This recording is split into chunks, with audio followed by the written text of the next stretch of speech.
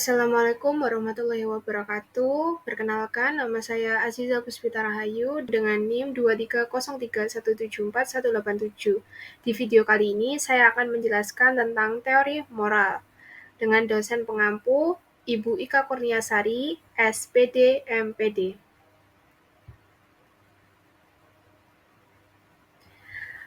Pada video kali ini, ada beberapa materi yang saya bahas, ada 4, yaitu yang pertama, beberapa pandangan tentang perkembangan moral, lalu teori perkembangan moral Piaget, lalu tahapan penerapan moral Kohlberg, dan yang terakhir ada kritik terhadap teori Kohlberg. Yang pertama, ada beberapa pandangan tentang perkembangan moral. Masyarakat tidak dapat berfungsi tanpa peraturan yang memberitahu orang bagaimana berkomunikasi satu sama lain, bagaimana menghindari menyakiti orang lain, dan bagaimana menjalani kehidupan secara umum. Jika Anda sering berada di dekat anak-anak, Anda mungkin memperhatikan bahwa mereka seringkali kaku terhadap peraturan. Kemudian, kita akan membahas teori terkait yang dikembangkan oleh Lawrence Kohlberg.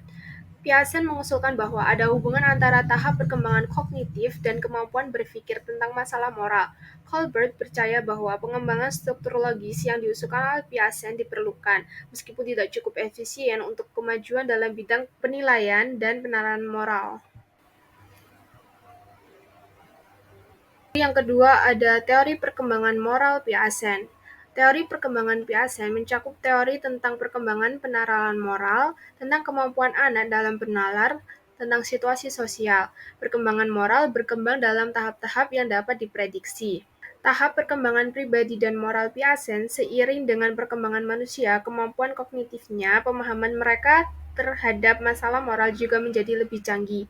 Muda anak-anak cenderung lebih kaku dalam memandang benar dan salah dibandingkan anak-anak yang lebih besar dan orang dewasa. Untuk mengeksplorasi perkembangan moral, Piaget mengajukan 2 cerita yang menghasilkan penalaran yang disebut moralitas heteronom dan penalaran yang disebut moralitas otonom. Cerita pertama, seorang anak laki-laki memecahkan 15 cangkir secara tidak sengaja. Di cerita kedua, seorang anak laki-laki memecahkan 1 cangkir saat dia mencoba mencuri kue. Piaget bertanya kepada anak-anak, siapa yang lebih nakal dan sebaiknya dihukum lebih banyak. Anak-anak yang lebih muda berusia 5-10 tahun fokus pada hasil dari suatu tindakan yang dilakukannya penilaian. Terlepas dari niat masing-masing anak, lebih banyak cangkir pecah sehingga anak pertama lebih nakal. Penalaran seperti ini disebut moralitas heteronom. Anak-anak yang lebih tua dalam eksperimen Piaget adalah mampu membuat penilaian berdasarkan niat suatu tindak. Anak kedua itu nakal, jadi dia lebih nakal. Penalaran seperti ini disebut moralitas otonom.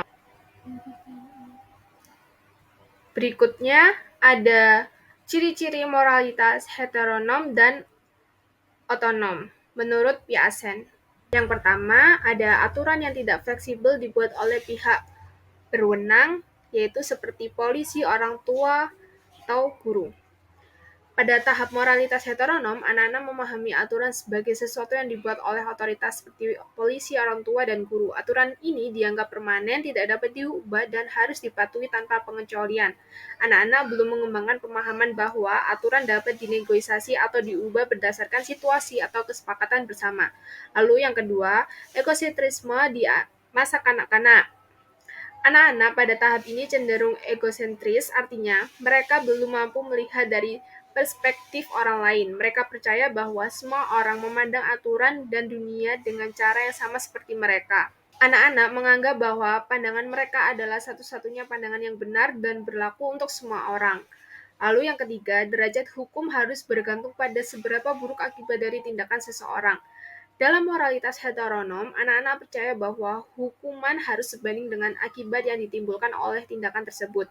Semakin besar kerugian atau dampak negatif dari sebuah tindakan, maka semakin besar hukuman yang harus diberikan. Lalu, yang terakhir yaitu perilaku buruk akan selalu dihukum. Anak-anak pada tahap ini percaya bahwa perilaku buruk pasti akan mendapatkan hukuman. Mereka seringkali mengaitkan kejadian buruk yang terjadi pada diri mereka sebagai akibat langsung dari perilaku buruk mereka. Sebagai contohnya, jika seorang anak melakukan sesuatu yang salah dan kemudian jatuh serta melukai dirinya, mereka mungkin percaya bahwa kecelakaan tersebut adalah hukuman karena perilaku buruk mereka. Lalu ada pun ciri-ciri dari moralitas otonom. Yang pertama, niat lebih penting daripada hasil perbuatan seseorang. Pada tahap moralitas otonom, anak-anak mulai memahami bahwa niat di balik suatu tindakan lebih penting daripada hasil akhirnya. Mereka mempertimbangkan maksud baik atau buruk seseorang saat menilai perilaku tersebut. Lalu yang kedua, ada kalanya melanggar aturan adalah hal yang wajar. Anak-anak mulai menyadari bahwa ada situasi tertentu di mana melanggar aturan bisa dibenarkan, misalnya untuk mencapai hasil yang lebih baik atau dalam keadaan darurat. Lalu yang ketiga, orang mungkin memandang apa yang benar secara berbeda.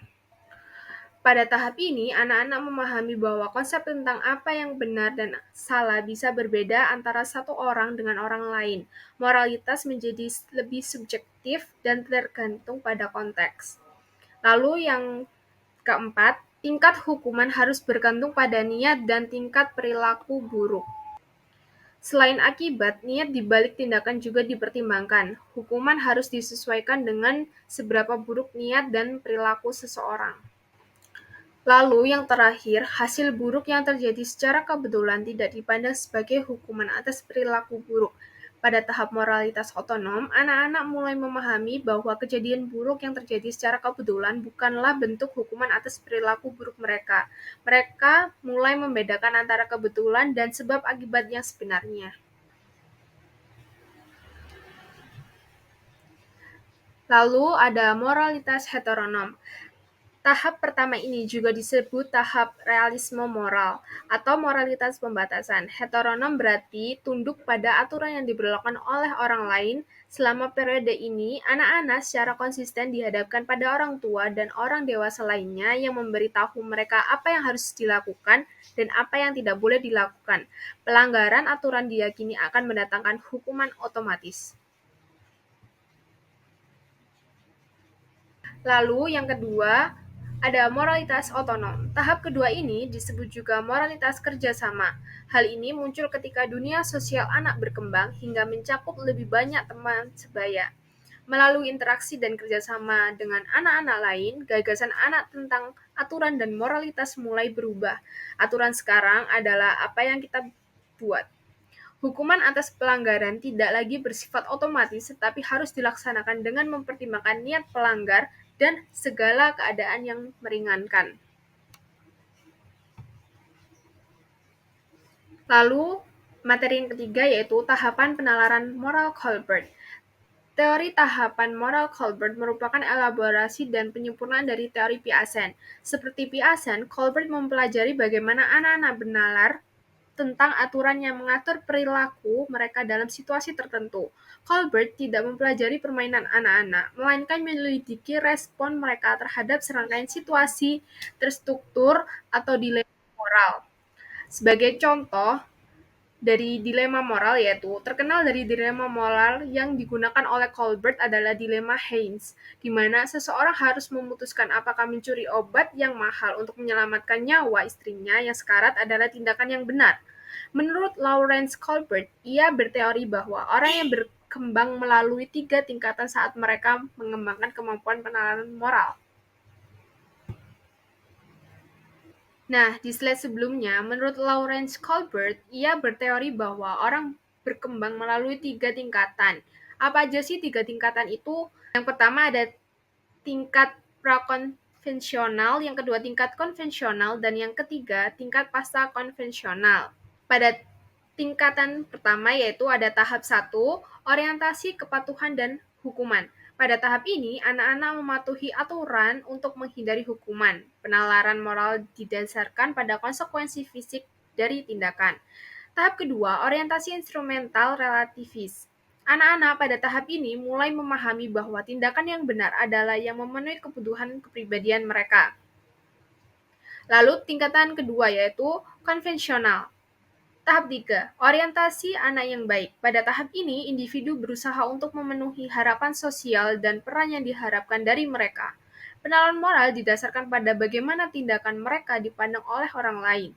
Tahap 4, orientasi hukuman dan ketertiban.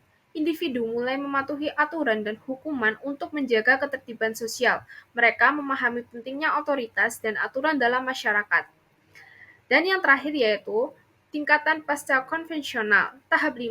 Orientasi kontrak sosial. Pada tahap ini, individu mulai melihat aturan dan hukuman sebagai instrumen yang dapat diubah melalui kesepakatan sosial untuk melindungi hak dan kesejahteraan manusia. Tahap 6. Orientasi prinsip etis universal. Individu mengembangkan prinsip moral yang didasarkan pada keadilan, kesetaraan, dan hak asasi manusia. Penalaran moral pada tahap ini bersifat abstrak dan universal. Lalu materi terakhir yaitu kritik terhadap teori Colbert. Penelitian selanjutnya umumnya mendukung rangkaian utama perkembangan Colbert, namun terdapat juga banyak kritik. Salah satu keterbatasan dari penelitian awal Colbert adalah bahwa penelitian ini sebagian besar melibatkan anak laki-laki. Beberapa penelitian mengenai penalaran moral anak perempuan menemukan pola yang agak berbeda dengan yang ditemukan oleh Colbert. Jika penalaran moral anak laki-laki terutama berkaisaran pada isu keadilan, anak perempuan lebih peduli pada isu kepedulian dan tanggung jawab terhadap orang lain. Carol Gilligan berpendapat, misalnya, bahwa laki-laki dan perempuan menggunakan kriteria moral yang berbeda. Penalaran moral laki-laki terfokus pada hak individu, sedangkan penalaran moral perempuan lebih fokus pada tanggung jawab individu terhadap orang lain. Inilah sebabnya, menurutnya, perempuan cenderung menyarankan altruisme dan pengorbanan diri daripada hak dan aturan sebagai solusi terhadap dilema moral. Gilligan 1982, Colbert dan Hauer 1985 merevisi teorinya berdasarkan kritik tersebut.